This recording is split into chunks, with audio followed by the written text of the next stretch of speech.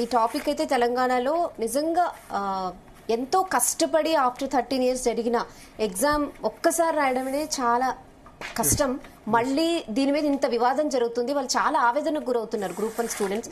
So ఏంటి మీ analysis దీనిపై? Group 1 ఏందో మరి వాస్తు బాగాలేదు వెళ్ళలేదు. ఎగ్జామ్ జరగడమే 2011 తర్వాత జరిగింది. తెలంగాణ రాష్ట్రం వచ్చి 10 సంవత్సరాల తర్వాత 10 సంవత్సరాల వరకు కూడా గ్రూప్ 1 పెట్టుకోలేకపోవడం రకరకాల కారణాలు.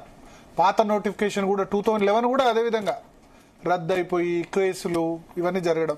గ్రూప్ 1 అంటే తెలంగాణ సివిల్ సర్వీసెస్, ఇంకా తెలంగాణలో అత్యున్నత అధికారులు. ఇది గ్రూప్ 1 లో సెలెక్ట్ అయిన వాళ్ళు కన్ఫర్డ్ ఐఏఎస్లు కన్ఫర్డ్ ఐపీఎస్లు కూడా కావచ్చు.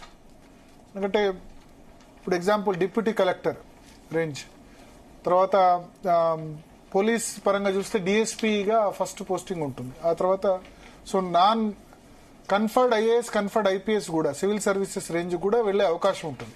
సో చాలా మంది ప్రిపేర్ అవుతుంటారు, సివిల్స్ మిస్ అయిన వాళ్ళు అట్లీస్ట్ గ్రూప్ 1 లో అయినా అని చెప్పి. సో ఒకసారేమో లీక్ అయింది, ఇంకోసారేమో ఎగ్జామ్ మొత్తం పెట్టిన తర్వాత హైకోర్టు సరిగ్గా అసలు ఫోటో హాల్ టికెట్ లో ఫోటోలు లేవని చెప్పి రద్దు చేసింది. థర్డ్ టైం ఎగ్జామ్ పెట్టిన తర్వాత ఆ నిబంధనలు, ఆ తర్వాత ఇప్పుడు మెయిన్స్ వాల్యుయేషన్.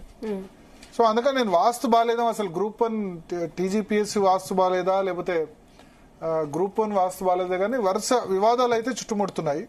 ఇప్పుడు నిన్న హైకోర్టు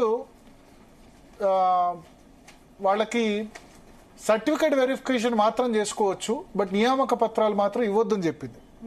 సో మరొకసారి చర్చలు నిలుస్తుంది, తీసుకుందాం. అంటే మనం టీజీపీఎస్సీ నుంచి ఎవరైనా మాట్లాడినా వాళ్ళ ఒపీనియన్ తెలుసుకుందాం, ప్లస్ ఎవరైతే ఆందోళన చేస్తున్నారో వాళ్ళకు కూడా. ఎందుకంటే అందరినీ దీనిలో క్లియర్ గా అన్ని ట్రాన్స్పరెంట్ గా వెల్లడిస్తే ఇబ్బంది ఉండదు. ఇప్పుడు ప్రతి సంవత్సరం యూపీఎస్సీ సివిల్స్ ఎగ్జామ్ జరుగుతుంది. ఎప్పుడన్నా సివిల్స్ లో ఎప్పుడన్నా ఆరోపణలు వచ్చాయా? రావట్లేదు. కానీ మన దగ్గరే ఎగ్జామ్స్ గురించి ఎందుకు వస్తున్నాయి ఈ ఆరోపణలు? ప్రతిపక్షంలో ఉన్న వాళ్ళు అధికార పక్షంకి వచ్చారు, అధికార పక్షంలో ఉన్న వాళ్ళు ప్రతిపక్షంకి వచ్చారు, కానీ ఆరోపణలు మాత్రం కంటిన్యూ అవుతున్నాయి. సో అందుకని చర్చిద్దాం. మనతో పాటు తెలంగాణ విఠల్ గారు, ఉద్యమకారుడు, ప్లస్